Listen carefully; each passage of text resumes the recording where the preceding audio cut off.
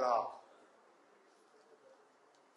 और ये बात इस प्लेटफॉर्म से इसलिए कर रहा हूं कि पाकिस्तान के सबसे बड़े कॉस्मोपॉलिटन सिटी जो हमारी इकोनॉमी की बुनियाद है, और आज नेशनल सिक्योरिटी आर्मी चीफ कतन भी पाकिस्तान की अफवाज सिर्फ नहीं है, बल्कि अवाम, मईशत और उसके साथ इम्तिजाज है आपकी अफवाज का, अपनी बहादुर अफवाज का।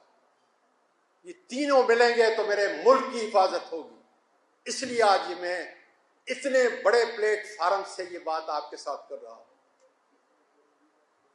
और इसलिए कर रहा हूं कि मुझे हिंदुस्तान के तर्जुमान जो मेजर है, उसने पूरी पाकिस्तान की कौम और पाकिस्तान की आर्मी को चैलेंज किया है। उस वीडियो के अंदर वो कहता है कि क्या मुल्क है, do you deserve to be an independent country, do you deserve to be Pakistani. तो आओ, ये बहादुर बुकला, मैं खुद नाचीज आपको ये कहते हैं कि पाकिस्तान को बचाने का सिर्फ वाहिद एक रास्ता है। देखो, इंडिया बड़ा मुल्क है, लेकिन उसकी आज सालाना 5 ट्रिलियन पे वो पहुंच चुके हैं, $5 ट्रिलियन पे पहुंच चुके हैं, और हम चंद बिलियन के ऊपर। आज मईशत तबाह, माशरत तबाह, अखलाकियात तबाह, अदालतें तबाह, इंसाफ का निजाम तबाह।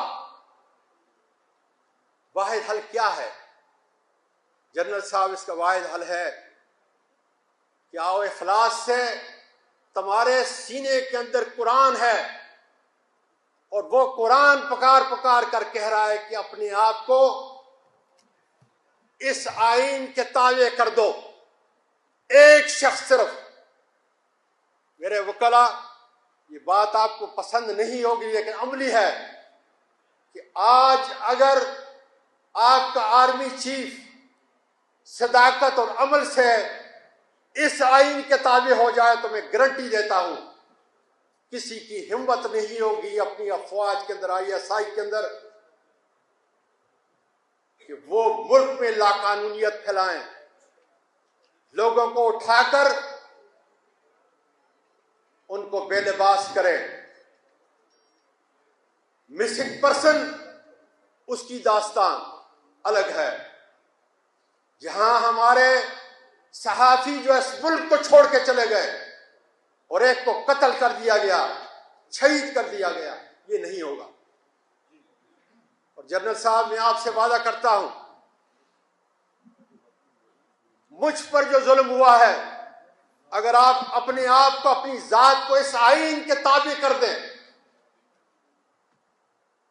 तो मैं माफ कर दूंगा।